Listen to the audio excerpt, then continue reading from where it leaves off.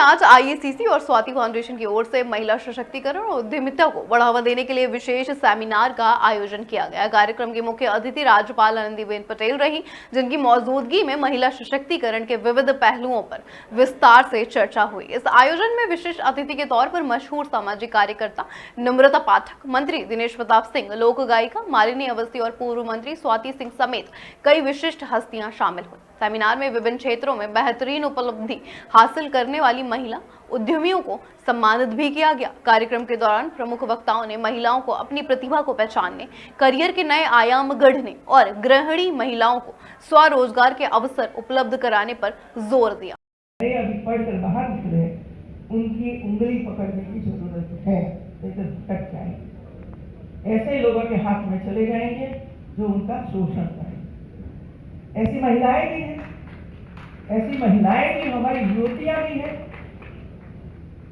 ये युवती को ये पता नहीं चलता है कि ये तो सामने से मुझे सलाह दे रहा है या तो मुझे कह रहा है कि मैं आपको मदद करने जा रहा हूं, उसी समय भी आप सोच लीजिए कि आपका शोषण न होगा, आपका शोषण न हो, ये आपको ध्यान रखना पड़ेगा। कौन है व्यक्ति, कहां से आता है, क्या कर रहा है, समाज में इसकी प्रतिष्ठा क्या है, इसका परिवार कैसा है, ये सब देखना पड़ेगा और तब जाकर उसकी सहाय लेने की जरूरत पड़ेगी। सहाय लेनी चाहिए, क्योंकि कई ऐसी घटनाएं हुई है और हो रही है जो हमारी युवतियों के लिए, हमारी बेटियों के लिए आपत्तिजनक है। मैं ऐसे क्षेत्र में, आप कहाँ कहाँ जाते हो पता नहीं मुझे, लेकिन उत्तर प्रदेश में आने के बाद गुजरात का मैं कंपैरिजन करना नहीं चाहती, लेकिन उत्तर प्रदेश के कई ऐसे स्थान हैं, कई ऐसे डिस्ट्रिक्ट हैं जहां आज भी महिलाओं के लिए बैरियर है।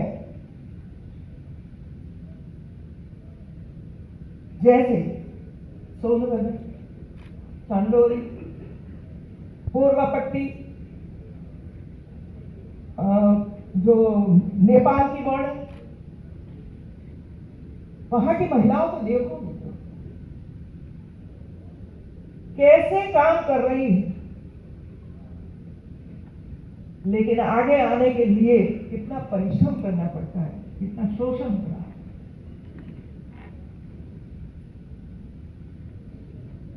सरकार की योजनाओं का लाभ सामने जाकर देना पड़ेगा, क्योंकि वहां भी मनाही हो रही है। उसको कितना रुपया चाहिए? 10,000, 15,000, लेकिन 15,000 रुपया के लिए कितनी बार बैंकों में जाना पड़ता है।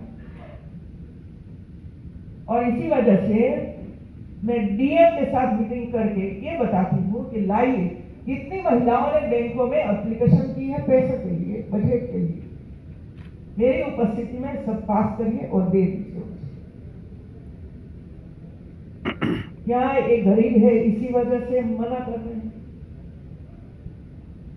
क्या आपको डाउट है, शंका है कि पैसे वापस आएंगे कि नहीं आएंगे? अरे बड़े बड़े लोगों का कितना पैसा वापस आया, देखो तो सही। कितने लोग लेकर चले गए अरबों रुपया, अभी भी वापस नहीं ला सकते हैं, विदेशों में बैठ गए। और एक महिला सिर्फ 10,000 रुपया की मांग करती है, और यदि इसमें से वो 1,000 रुपया कमाएगी तो उसके बच्चे पढ़ेंगे और रोटी खाएंगे, सब्जी खाएंगे। ये सोच हमारी इसके पीछे है। का प्रोग्राम था, आपने उसको गुलदस्ते के लिए सजाया, और क्या कहना चाहेंगे? मुझे लगता है कि समाज के सुदृढ़ निर्माण के लिए बहुत ही आवश्यक है कि हम अपने समाज की महिलाओं को आगे लेकर आएं, और कहीं ना कहीं सरकार अपना काम कर रही है। ज़रूरी है कि समाज भी अपनी सोच को बदले और सरकार की सोच के साथ महिलाओं को, अपने घर की बहू बेटियों को और इस देश की आधी आबादी को आगे लेकर जाए। मैम, जैसे गवर्नर मैम ने कहा था कि गांव को भी कहीं ना कहीं इसमें महिलाओं को आगे लाना चाहिए, क्या लगता है कि आपके प्रोग्राम में कुछ लोग ऐसे लोग होंगे क्या? बिल्कुल, बहुत सारे ऐसे लोग, मैं बहुत ज़्यादा नंबर्स तो नहीं है, लेकिन हाँ ज़रूर ऐसी महिलाएं हैं। और क्योंकि आज सोमवार था, सावन के व्रत के कारण बहुत सी ऐसी मेरी बहनें हैं जो नहीं आ पाई, क्योंकि गांव से आना था उनको, और पूजा पाठ की वजह से, क्योंकि आज सावन का सोमवार है, जल चढ़ाना था, इस वजह से उनका प्रतिनिधित्व आज ज़रूर कम रहा। हम लोग की शुभकामनाएं आपके साथ। Thank you so much. चेहरा का आईडी नीचे कर लीजिए भैया, चेहरा कट रहा है सब।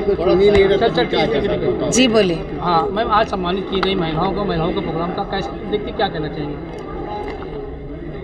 सबसे पहले तो यही कहना चाहूँगी कि सावन का महीना हमारे यहाँ पे सबसे पावन महीना माना गया है। एक त्योहारों का ऐसा महीना बाबा विश्वनाथ जी को जो इतना प्रिय है, और विशेष रूप से हमारे यहाँ जितनी मातृशक्ति हैं, हमारी बहनों का सौभाग्य का महीना माना गया है सावन। और ऐसे में आज ये ऐसा सुंदर उत्सव सावन के सोमवार के दिन आयोजित हुआ, जिसमें अलग अलग क्षेत्रों में कार्य कर रही स्त्रियों को न सिर्फ उनका सम्मान किया गया, बल्कि अपने अपने क्षेत्र में कुछ स्थापित महिलाओं ने भी अपने संघर्ष की बातें यहाँ पर साझा की। उनमें मैंने भी अपनी बात कही, यहाँ पर अलग अलग क्षेत्रों से की। और सबसे बढ़ करके यहाँ पर आज उत्तर प्रदेश की आदरणीय राज्यपाल महामहिम आदरणीय आनंदीबेन पटेल मैडम ने अपने लंबे सुदीर्घ अनुभव से जो बातें यहाँ कही हैं, और उन्होंने बात अब उनका मूल बिंदु उनकी सारे वक्तव्य में यही था कि इतने विशाल देश में, विशेष रूप से विशाल उत्तर प्रदेश में, एक स्त्री जब सशक्त होती है तो पूरा परिवार और प्रदेश सशक्त होता है। और इसके लिए हम एक निर्धन स्त्री, एक ऐसी औरत के पास भी जाएं जिसके पास साधन नहीं है, जिसके पास कोई नहीं पहुंच सकता। बहुत सुंदर उन्होंने सुझाव दिया कि हम सम्मान देने में समाज में वर्गीकरण न करें। जैसे आज 14 स्त्रियों का ये सम्मान हुआ है, ऐसे हम ग्रामीण अंचलों की भी स्त्रियों को यहाँ पे लेकर आएँ। शिक्षा के ऊपर भी उन्होंने बात करी, और मैंने भी आज शिक्षा से ही बात आरंभ की। मुझे लगता है बहुत सुंदर प्रकल्प है, जहाँ पर पूरे उत्तर प्रदेश के अपने अपने क्षेत्र की स्त्रियों ने यहाँ पर हिस्सा लिया। बहुत प्रेरक अच्छा अनुभव था। सावन का महीना चल रहा है, और सावन में कुछ दो बातें गुनगुना दिए, हम लोग के लिए बहुत अहम है। तो सबसे पहले तो आपको ये बोलना है कि 7 दिन बाद ही, दरअसल 27 जुलाई को हमारा कार्यक्रम है, आप सब उसमें ज़रूर आएँ सुनने के लिए पूरे साज के साथ। और आज तो बाबा का है, तो